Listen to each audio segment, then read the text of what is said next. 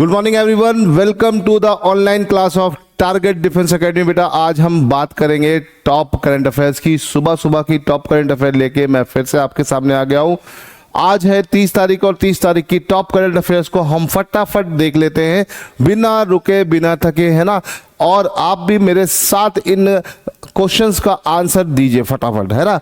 Late मत करिए फटाफट, और सेशन को शेयर भी कर दीजिए, है ना। चलो शुरू करते हैं आज का पहला question. Where will be the fourth Kautilya economic conclave या समिट विल बी ऑर्गेनाइज्ड। तो भैया चौथी जो तुम्हारा कॉन्क्लेव है, किसका, कौटिल्य कॉन्क्लेव, वो कहां पर आयोजित की जाएगी। तो भैया ये चौथी कौटिल्य कॉन्क्लेव जो है ना, फोर्थ है, फोर्थ नंबर की। किस नंबर की बेटा, चौथे नंबर की है।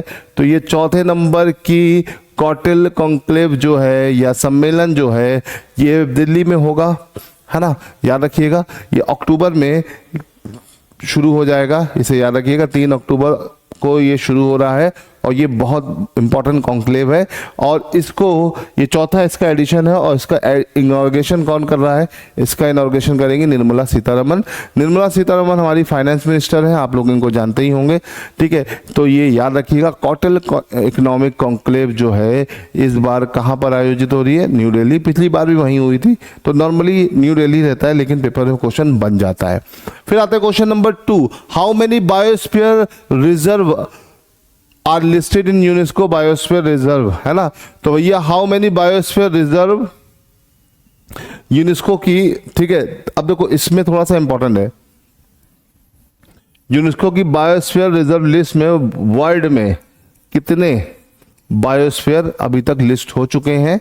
मतलब अभी रिसेंटली काफी सारे बायोस्फीयर रिजर्व लिस्ट किया गया, जिसके चलते पेपर में क्वेश्चन बन सकता है, ठीक है। यूनेस्को ने आपका 1971 में एक प्रोजेक्ट शुरू किया था, मैब, मैन एंड बायोस्फीयर, और इसके चलते इनने दुनिया भर में बायोस्फीयर रिजर्व बनाने की शुरुआत कर दी, है ना। और इंडिया का पहला बायोस्फीयर रिजर्व आपका बना कौन सा, नीलगिरी बेटा, है ना। नीलगिरी 1986 में, है ना, 1986 में ये बना। और नीलगिरी कहाँ पड़ता है भैया, केरला, कर्नाटक और तमिलनाडु तीनों स्टेट में पड़ता है। और अभी इसकी अगर हम बात करें तो भैया कितने बायोस्फीयर रिजर्व हो गए हैं टोटल इसकी लिस्ट में, दुनिया भर से 785, याद रखिएगा। और भारत में कुल मिलाकर कितने बायोस्फीयर रिजर्व है, भारत में 18 है। 18 में से 12 यूनेस्को की लिस्ट में है, अभी 13वां एक नया जुड़ा है। तो वो जो न्यू ऐड हुआ है उसका नाम आप मुझे खटाखट कमेंट में बताइए बेटा, है ना। बिल्कुल भी डिले मत करिए, इसे ध्यान रखिएगा, ठीक है।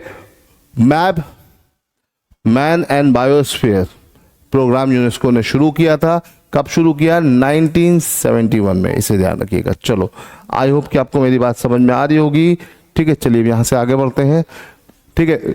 तो भैया इंडिया में कौन कौन से बायोस्फीयर कहाँ कहाँ पर है ये यहाँ पर लिखा हुआ है, और दुनिया भर में कहाँ पर है ये आप देख सकते हैं, ठीक है। उस हिसाब से देखा जाए तो इंडिया में देखो आपका कोल्ड डेजर्ट बायोस्फीयर रिजर्व की अगर हम बात करें तो कोल्ड डेजर्ट है, नंदा देवी है, ठीक है। फिर कंचनजंगा है, मानस है, दिहांग दिबांग है, नोकरेक है, सुंदरवन, सिम्पलीपाल, शेषाचलम, गल्फ ऑफ मन्नार, अगस्ता मलाई, नीलगिरी, अमरकंटक, पंचमढ़ी, कच्छ और ग्रेट निकोबार। ये कुल मिलाकर 18 है ना। इसमें से कई सारे ऐसे हैं जैसे कोल्ड डेजर्ट पूछा जाता है कई बार, कहाँ पर है, ठीक है। आपका ये नोकरेक कहाँ पर है, मेघालय में पड़ता है, ये पूछा जाता है। शेषाचलम कहाँ है, आंध्र प्रदेश में है, ठीक। अगस्ता मलाई कई बार आपके पेपरों में आ चुका है, केरला और तमिलनाडु में पड़ता है। तो इस तरह के क्वेश्चंस बनते रहते हैं, इनको ध्यान रखिएगा। इंडिया में कुल मिलाकर 18 बायोस्फीयर रिजर्व है।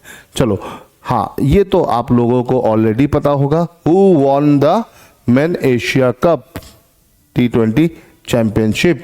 तो भैया T20 main Asia cup championship किसने जीती, ये बताने की जरूरत नहीं, भारत ने जीती है। क्वेश्चन को थोड़ा सा ट्विस्ट कर देते हैं। तो क्वेश्चन क्या बनता है भैया, भारत ने कौन सा नंबर का टाइटल है ना। इंडिया ने कितनी बार अभी तक एशिया कप जीत चुका है, तो ये इसका 9 टाइटल है ना, याद रखिएगा। इंडिया ने का ये 9वां एशिया कप का टाइटल है, इसे याद रखिएगा, बहुत इंपॉर्टेंट है बेटा, इसको ध्यान रखिएगा। पाकिस्तान को हराकर एशिया कप जीत गया है इंडिया, ठीक है। इसमें काफ़ी सारी ऐसी चीज़ें हुई हैं जो कि याद रखने वाली हैं, जैसे कि जित इंडियन टीम ने अपनी पूरा का पूरा विनिंग अमाउंट इंडियन आर्मी को दे दिया है। साथ ही साथ एशिया कप वो भी इंडियन टीम ने नहीं लिया, चेयरमैन थे वो पाकिस्तान के थे और उनके हाथ से इनको लेना मंजूर नहीं था, ना तो ट्रॉफी ली, ना कप लिया, ना तो कोई मेडल लिया। तो एशिया कप में इंडियन टीम ने अपनी विनिंग सिर्फ जीत के और अपनी सारी अमाउंट इंडियन आर्मी को देकर मनाई है, ठीक है। तो ये ध्यान रखिएगा। और इनकी इस जीत पर भारत सरकार ने इनको 21 करोड़ रुपए का इनाम इंडियन टीम को घोषित कर दिया है। तो काफ़ी चर्चा में रहा ये एशिया कप, इसे ध्यान रखिएगा। एशिया कप को जितना आप ध्यान रखेंगे वो अच्छा है। एशिया कप का ये टूर्नामेंट कहाँ पर हुआ? फाइनल हुआ आपका दुबई में, है ना। कहाँ चल रहा था ये? यूएई में। तो एशिया कप होस्टिंग कहाँ हुई? यूएई में। तो ये सब छोटे छोटे पॉइंट है जो आपको बेटा ध्यान रखने हैं। अगर आप ध्यान रखोगे तो आपके लिए आसान रहेगा, ठीक है। चलो अब यहाँ से आगे बढ़ते हैं। तो भाई देख लीजिए टीम है, टीम के कैप्टन है हमारे सूर्य कुमार यादव, और तिलक वर्मा ने काफ़ी बढ़िया यहाँ पे प्रदर्शन किया। जैसे भारत में ऑपरेशन सिंदूर चल रहा था, वैसे ही एशिया कप के फाइनल में ऑपरेशन तिलक सजा, है ना। चलिए अब आगे बढ़ते हैं। ये बहुत अच्छा क्वेश्चन है।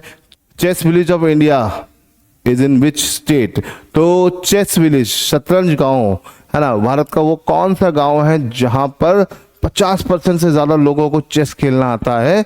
तो वो कौन सा गांव है और ये कहां पर है? ये दो क्वेश्चन आपके पेपर में बन सकते हैं।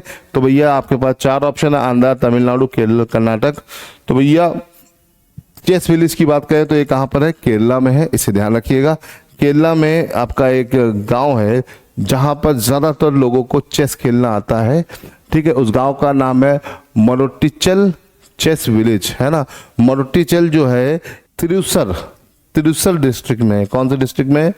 तिरुसर डिस्ट्रिक्ट में है। और अगर देखा जाए तो यहाँ पर कुछ इस तरह से ऑर्गेनाइज तरीके से गांव के हर एक एरिया में चेस चलता है। तो ये भारत का पहला चेस विलेज है, इसे याद रखिएगा, बहुत इंपॉर्टेंट है। चलो क्वेश्चन नंबर 5 की तरफ चलते हैं। Who won the para world archery championship, है ना।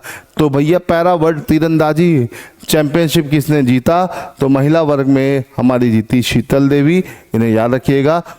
अंजुर कुरे गिल्डी को हराकर, इसे ध्यान रखिएगा, बहुत इंपॉर्टेंट है। ये वर्ल्ड नंबर 1 है और इनको हराकर शीतल देवी ने ये जीत लिया, ठीक है। याद रखिएगा पैरा कप का, पैरा एथलेट चैंपियनशिप जितनी भी होती है, इनके जो फाउंडिंग फादर हैं वो सर लुडविग गुडमैन है, इसे ध्यान रखिएगा। इनका नाम भी याद रखिएगा, सर लुडविग गुडमैन, क्योंकि इन्होंने ही इस तरह के कॉन्सेप्ट को बनाया कि हाँ ऐसे लोग भी होने चाहिए जो किसी तरह से वो पैरा एथलेटिक्स की कॉन्सेप्ट को इन्होंने ही दिया था। ये बस आप इसे ध्यान रखिए, ठीक है। चलो यहाँ से आगे बढ़ते हैं। शीतल देवी को देख सकते हैं, इनके दोनों हाथ नहीं है लेकिन इन्होंने पैर की मदद से तीरंदाजी करती है और ये अपने आप में बहुत ही अमेजिंग चीज़ है ना। तो ये याद रखिएगा और इसमें इन्होंने गोल्ड जीता, ठीक। वर्ल्ड पैरा एथलेटिक चैंपियनशिप, हाँ देखो अब एक और पैरा आ गया, वो था आपका तीरंदाजी का, तो यहाँ पर आ गया एथलेटिक चैंपियनशिप। तो भैया वर्ल्ड पैरा एथलेटिक चैंपियनशिप 2025 की शुरुआत कहाँ हुई? भारत में, न्यू दिल्ली में, ठीक है, जवाहरलाल नेहरू स्टेडियम में, ठीक है, इसे ध्यान रखिएगा। और ये जो वर्ल्ड पैरा एथलेटिक चैंपियनशिप है, इसके मैस्कॉट है विराज। विराज एक हाथी है जो कि इसका मैस्कॉट है, इसे याद रखिएगा, ठीक है। तो ये याद रखिएगा, ये विराज है और ये इसका मैस्कॉट है, वर्ल्ड एथलेटिक चैंपियनशिप, है ना। चलो, a commission establish to investigate Karur stampede headed by. तो भैया करूर में भैया बहुत ज़्यादा भगदड़ मच गई। करूर मतलब तमिलनाडु में। करूर में विजय एक एक्टर है, साउथ के बहुत फेमस एक्टर हैं। इनकी रैली थी, इन्होंने अपनी पार्टी बनाई है TVK। इनका पार्टी का नाम क्या बेटा? इनकी पार्टी का नाम है TVK, है ना, याद रखिएगा। और ये पार्टी की रैली थी, इस रैली में भगदड़ मच गई जिसके चलते कई लोगों की मौत हो गई और बहुत सारे लोग घायल हो गए, है ना। तो याद रखिएगा इनकी पार्टी का नाम क्या है, तमिलिंगा वेत्री कजाकम, है ना, याद रखिएगा तमिलिंगा वेत्री कजाकम, ये इनकी पार्टी का नाम है, इसे भूलिएगा नहीं। इनकी पार्टी का नाम है तमिलिंगा वेत्री कजाकम। ये किसकी पार्टी है, विजय। विजय क्या है, विजय एक एक्टर है और इनकी ही इस रैली में बहुत ज़्यादा भगदड़ मच गई थी, है ना। इसे करूर स्टैम्पीड के नाम से जाना जाता है और इस भगदड़ की जांच करने के लिए कमेटी बनाई गई है, ठीक है। एम के स्टैलिन ने इस कमेटी को ऑर्गेनाइज किया है। एम के स्टैलिन तमिलनाडु के सीएम है और उन्होंने इस कमेटी को बोला है और इस कमेटी को हेड करेंगी अरुणा जगदीशन, है ना, याद रखिएगा। ये एक जज है हाई कोर्ट की और ये इस कमेटी को हेड करेंगी, ठीक है। ये अरुणा और ये आपके हीरो एक्टर विजय, ठीक है, इन्हीं की रैली थी। चलिए, who become the new BCCI president. हाँ भैया, ये बड़ा अच्छा न्यूज है। बीसीसीआई के नए प्रेसिडेंट कौन बने, रोजर बिन्नी, मिथुन मानस, राजीव शुक्ला, सौरभ गांगुली। तो मिथुन मानस बने और he become the third cricketer to preside the BCCI, है ना। बीसीसीआई के ये 37वें प्रेसिडेंट बने हैं, थर्ड क्रिकेटर है और 37 नंबर के प्रेसिडेंट बने हैं, है ना। रोजर बिन्नी को रिप्लेस किया, किसको रिप्लेस किया, रोजर बिन्नी को।